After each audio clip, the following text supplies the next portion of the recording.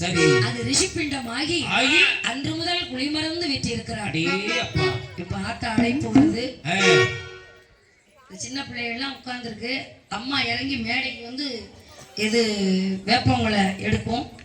அதனால பிள்ளைகள்லாம் கொஞ்சம் ஓரமா அம்மா எதிர்க்க வந்துச்சுன்னா கொஞ்சம் ஒதுங்கி உட்காந்துக்கோங்க. ஏன்னா அம்மா அழைப்புது. அம்மா பிறக்க போறா.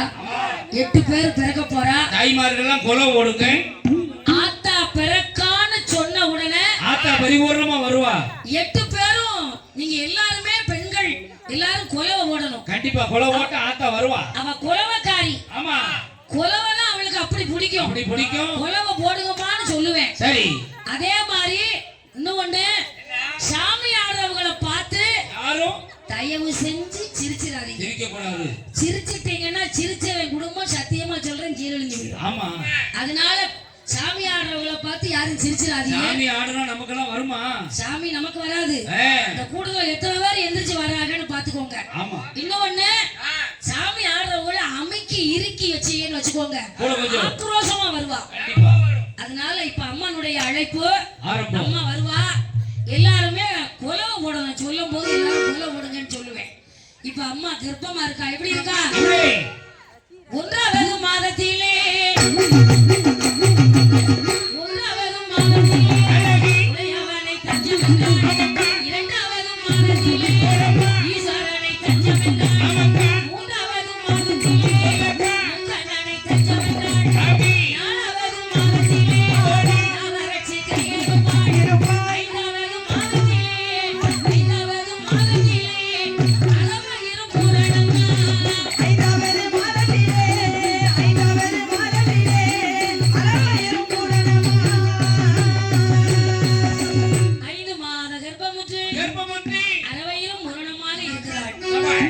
எப்படி இருக்கிறார்?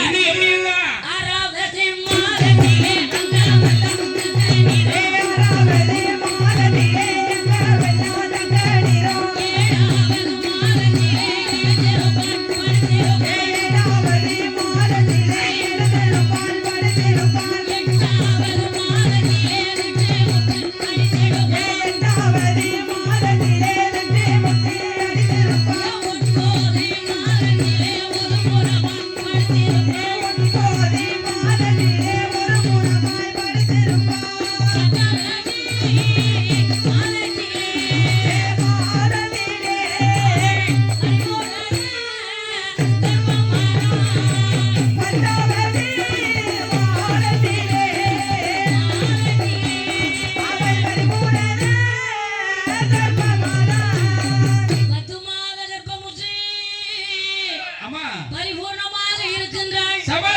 எப்படி முட்டை இடுகிறாள் தெரியுமா? இட்டாளையா 8 முட்டை.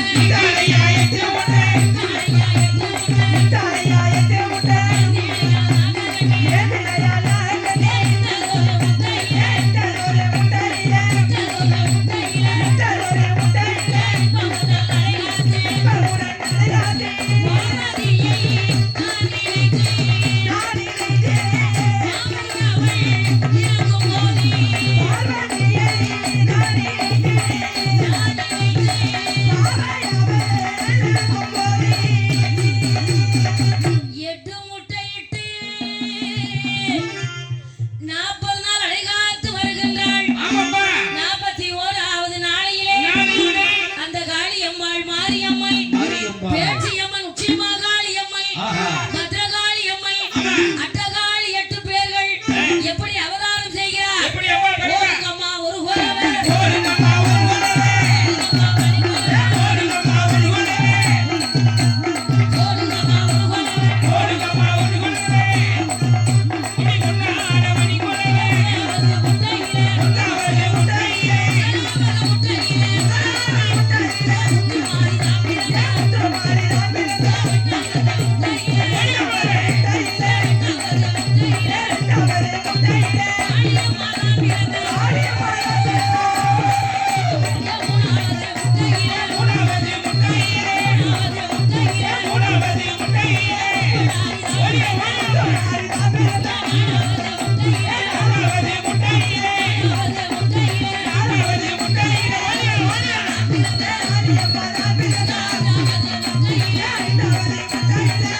on.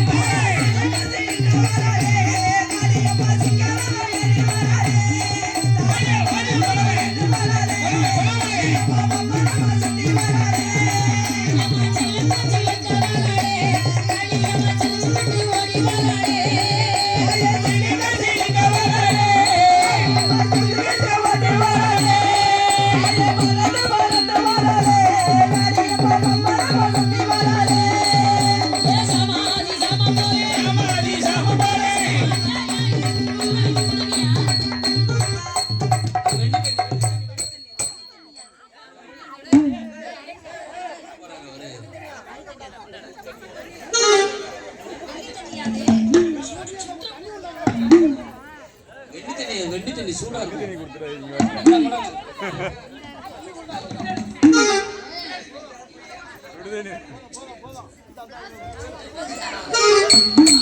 பாருங்க பாருங்க எம்மா பறந்து பறந்து வராளே அடியம்மா பம்பரமா சுத்தி வராளே ஆயே பறந்து பறந்து வராளே காளியம்மா பம்பரமா சுத்தி வராளே ஆடுங்கம்மா ஆடுங்கம்மா அக்கினி சட்டி ஆடாவி கோவிலோட வாசலை ஆடுங்கம்மா அக்கினி சட்டி ஆடாவி கோவிலோட எல்லாரும் அப்படியே உட்காருங்கதா. அப்படியே ஆத்தாளுக்கு எல்லாம் தண்ணி கொடுங்க. அம்மா உட்கார வைங்க அப்படி எல்லாத்தையும். கோயில் பூசாரிய கூப்பிட்டு திருநாள் போட சொல்லுங்க. மஞ்சள் பால் இருந்தா கொடுங்க, பச்சை தண்ணி இருந்தா கொடுங்க.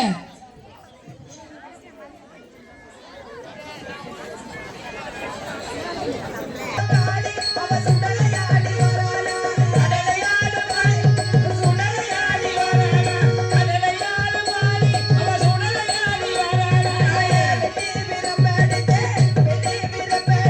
வெளிக்கோட்டை தாண்டடலே வெட்டி விரம்பெடுத்தே வெளிக்கோட்டை தாண்டடலே மாரியம்மா வராளே மாரியம்மா வராளே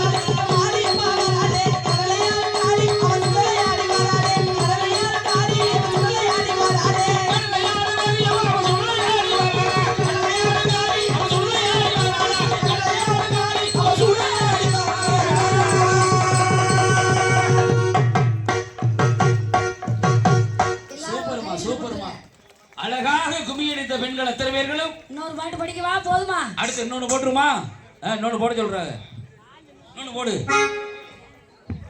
சின்ன சின்ன முருகையா சின்ன சின்ன முருகையா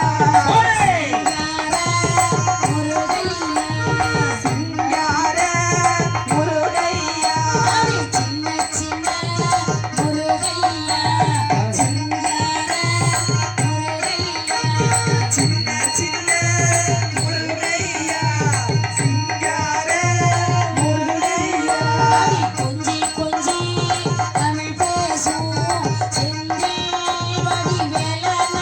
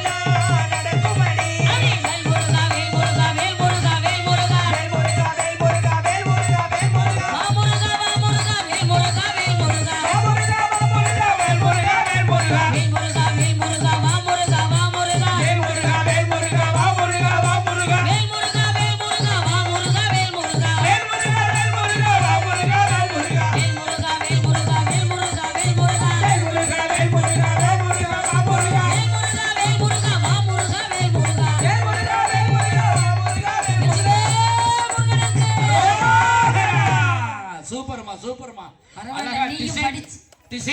டிசைனா இந்த ஊர்ல தான் அடிச்சிருக்காங்க. இன்னொரு குலவை, அடுத்து ஒரு குலவை. ஆண்கள் கை தட்டுங்க, எல்லாரும் கை தட்டுங்க. ஆத்தா 8 பேர் பிறந்திருக்கா. நம்ம ஊர் காளியம்மா பிறந்திருக்கா. அப்படி சிங்கம் அப்படி இருக்கணுவியா. சூப்பரா பிறந்திருக்கு. நடு கூட்டத்துக்குள்ள ஒரு தாம்பளை உட்கார்ந்தாலும் நானும் கை தட்டுறேன் பாருன்னு தூக்கி தட்டுறாரு பாரு. அந்த வெள்ளச்சட்டை பரவாயில்ல, ரொம்ப சந்தோஷமா இருக்கு. இப்ப அம்மா 8 பேர் பிறந்திருக்கா. ஆமா, இந்த 8 பேர் தான் நம்ம ஊர் காளியம்மாள பூவா அலங்காரம் பண்ணி அவளை சிங்க வாகனத்துல தூக்கி உட்கார வச்சு ஒரு கால் தூக்கி ஒரு கால் மேல போட்டு அந்த ஆத்தாள ஊஞ்சல்ல உட்கார வச்சு சரி கோயிலு பூசாரி அந்த ஊஞ்சலை ஆட்டி விட்டா எப்படி இருக்கும் கொஞ்சம் கற்பனை பண்ணி பாருங்க. நம்ம ஊர் காளியம்மா எப்படி இருக்கும். தொட்டுல போட்டு தாளாட்டி அந்த அம்பாள பெண்கள் எல்லாம் குறை ஓட சொன்னேன், ஆண்கள் எல்லாம் கை தட்ட சொன்னேன். எதுக்காக இருக்கட்டும், அது அப்புறம் பேசுவோம். ஏன் பெண்களை குறை ஓட சொன்னேன், ஆண்கள் எல்லாம் ஏன் கை தட்ட சொன்னேன், எல்லாம் சயின்டிஸ்ட் பிரகாரம் தான். அது தெரிஞ்சுக்கோங்க. ஒரு விஷயம் சொல்றேன், ஆண்கள் கை தட்டணும் கண்டிப்பாக. அந்த காலத்துல பெருமாளுக்கு கோயில கட்டி கும்பாபிஷேகம் நடத்தி பஜனைன்னு ஒண்ணு பாடுவாங்க. அது நம்ம ஊர்ல இருக்கா ஐயா பஜனை. கார்த்திகை மார்கழி மாதம் பஜனை பாடுவாங்க. பெருமாள் கோயில் இருந்தா இருக்கும். அந்த பஜனை பாடும் போது 41 நாள் விடிய காலம் 4 மணிக்கு எந்திரிச்சு ஈர துண்டு குளிச்சுட்டு ஈர உடையோடு ஊரை சுத்தி பஜனை பாடுவாங்க. அந்த காலத்துல எப்படி பஜனை பாடி இருக்காங்க, 2 வரி சொல்றேன், எனக்கு நேரம் இல்ல. பாலும் தேன் அபிஷேகமோ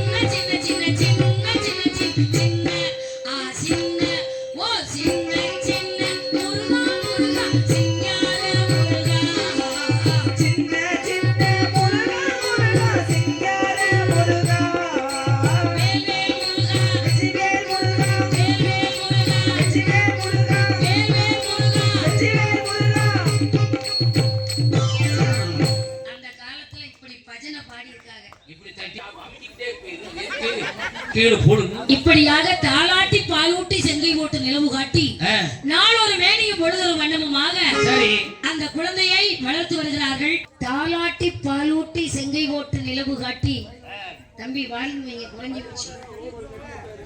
நாளொரு மேனியும் பொழுதொரு வண்ணமுமாக வளர்த்து வருகிறார்கள். வளர்ந்த குழந்தை தானா பேசுது. எப்படி அக்கா நம்மை பார்த்தால் எப்படி இருக்கிறோம், மானிட உருமாறி இருக்கிறோம். அம்மா அப்பா பார்த்தா எப்படி இருக்காங்க, அம்மாவை பார்த்தா பாம்பா இருக்காங்க. ஆனா நம்ம பிறந்திருக்கிறது சக்திகளாக தோன்றுகிறோம். காளியம்மா கருப்பு நிறம், மாரியம்மா பச்சை முகம், இசக்கியம்மா சிகப்பு முகம், பத்ரகாளி எப்படி மஞ்சள் முகமா மஞ்சள் முகம். ஒவ்வொரு தெய்வமும் ஒவ்வொரு நிறத்துல. பேச்சியம்மா சாம்பல் நிறம். ஒவ்வொரு தெய்வமும் ஒவ்வொரு நிறத்துல பிறந்திருக்கு. பிறந்த குழந்தை தானா பேசுது. அக்கா நம்மை படைத்தவர் பகவான் தானே, பகவானிடத்தில் சென்று பாம்பு வயிற்றுல எதுக்காக பிறவி செய்தீர்கள் அப்படிங்கிற கேப்பம்மா. ஆமா நாம பிறந்து எவ்வளவு நேரம் ஆச்சு. ஆமா நம்ம பிறந்த விவரத்தை யார்கிட்ட பகவான்கிட்ட தானே கேட்கணும். அவர் தானே நம்மளை படைச்சாரு. நம்ம கைலாசத்துக்கு எப்படி போவே, எந்த வழியா போகணும் கேக்குறியா, தகன மார்க்கமாக போகலாம். வாருங்கள் போகலாம். அட்டகாளி 8 பேரும் ஆதி கைலாயம் போக வேண்டும் என்று எப்படி வருகிறார், எப்படி ஆதி கைலாயத்திற்கு கருசடி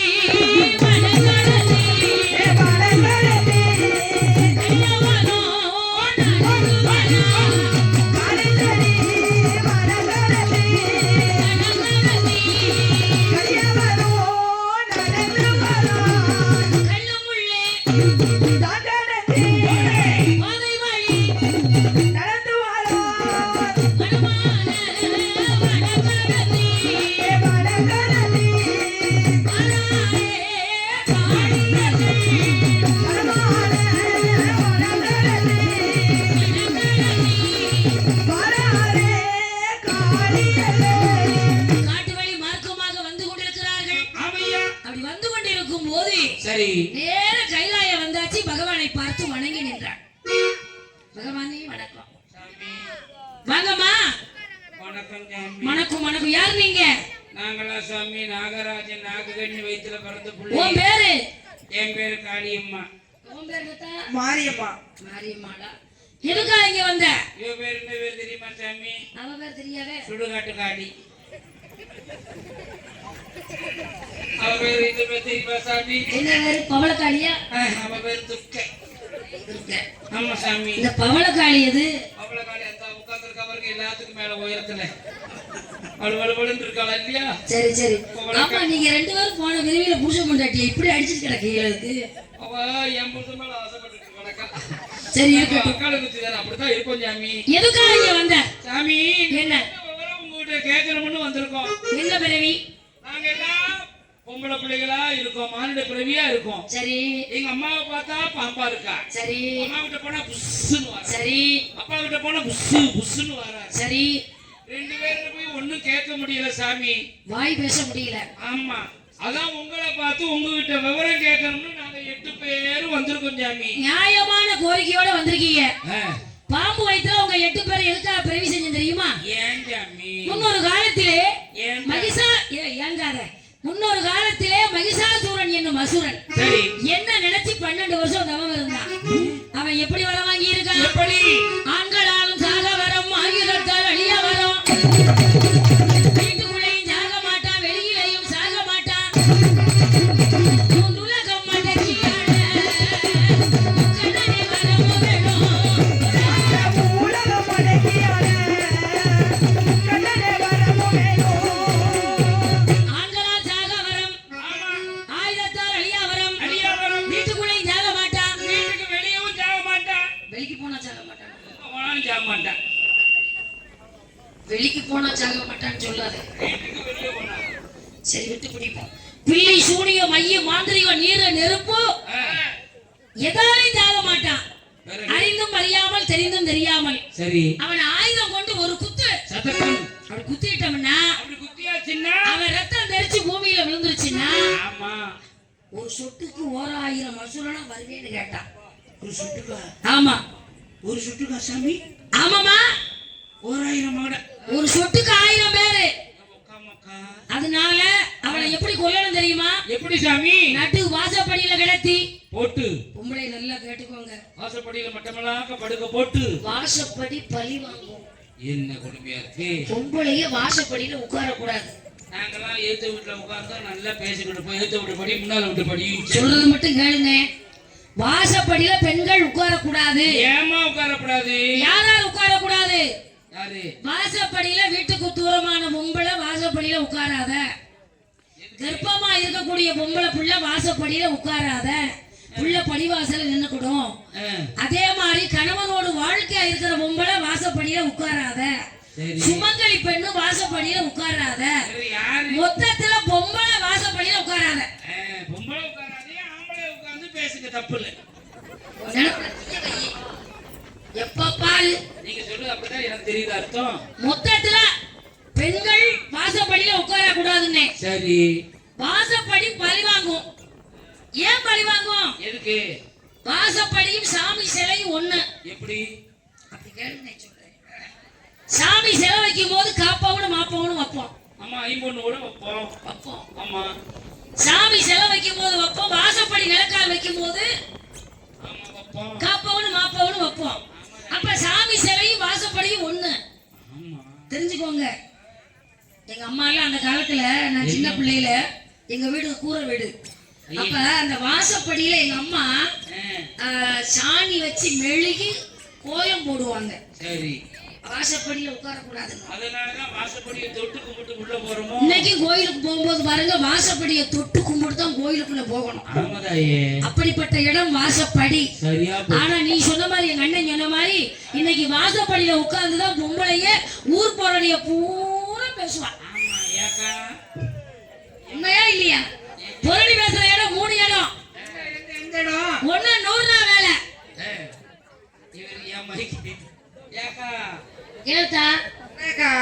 ஏட்டி உனக்கு சண்டை தெரியுமா? என்ன தெரியாத? நேற்று நீ 100 வேலைக்கு போனியா இல்லையா? போனேன். உன் புருஷன் வந்தானா இல்லையா? ஏன் புருஷன் அதுக்கு வரணும்? உனக்கு கதை தெரியுமா? தெரியாது, சொல்லு. கோடாங்கி வீட்டுல அவன் இருக்கான், நீ ஒரு பக்கம் கடக்க தெரியுமா உனக்கு? நீ சரி, எதுக்கு அங்க வர? அது என்ன காரணம் தெரியுமா? நீ சொல்லு. ஏக்கா, என்னக்கா?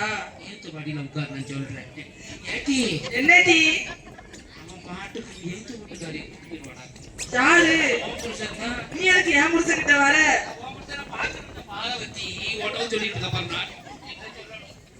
அப்படியெல்லாம் அங்கதான் உட்கார்ந்து கதை வச்சுக்கிட்டு இருப்போம். மூணா வேலை. இன்னொன்னு 3 இடம் சொன்னேன்ல, 3 இடம் புரணி பேசுற இடம். எது?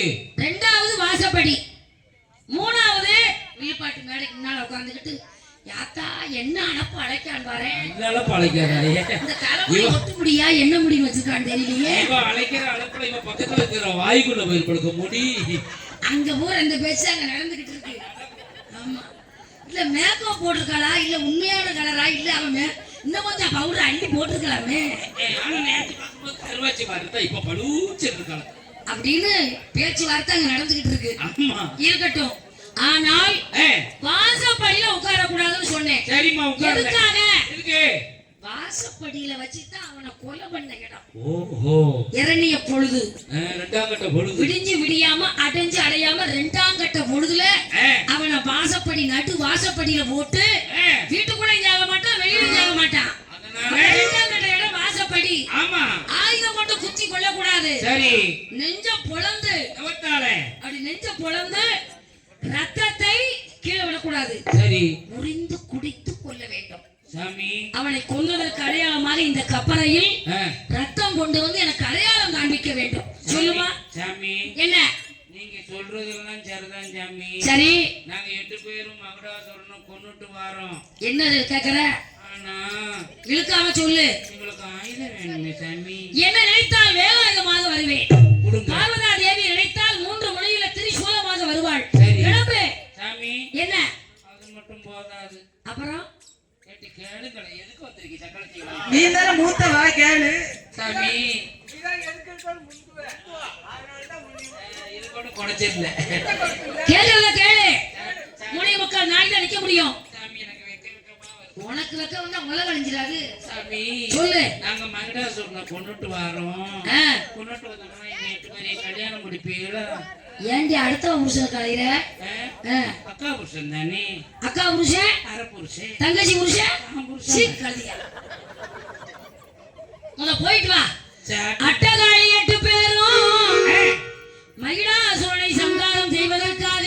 சாமி, என்ன? நீங்க நாங்க அவனை கொன்னுட்டு வந்தா இன்னும் அங்கதான் நிக்காதா? எங்க 8 பேரையும் கல்யாணம் முடிக்காட்டாலும் பரவாயில்ல சாமி. சரி. எங்க தங்கச்சி இருக்கா பாருங்க, சின்ன பிள்ளை. அம்மா, இவ வீட்டுக்கு வெள்ளி செவ்வாய்க்கு வந்து போயாது இருக்கேன். எதுக்கு? புரி சொன்னேன். வேற எதுக்கு?